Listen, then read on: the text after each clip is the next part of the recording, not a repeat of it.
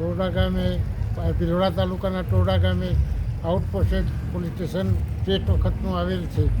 એ police station 2.5 વર્ષથી non use કરી નાખીને પાડી નાખવામાં આવેલ છે.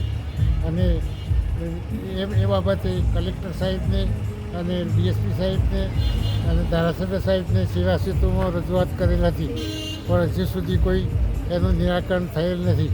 માટે સત્વરે એ પોલીસ સ્ટેશનની વ્યવસ્થા થાય અને કેબિન મૂકવામાં આવે એ મારી રજૂઆત છે.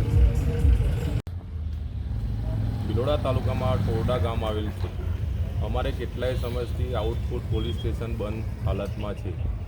તે અત્યારે નોન યુઝ થઈ રહ્યું છે કેટલાય સમયથી, બરાબર. હજી સુધી એનું કોઈ નિરાકરણ આવેલું નથી. અમે એસપી સાહેબને, ધારાસભ્ય સાહેબને પણ રજૂઆત કરેલ છે.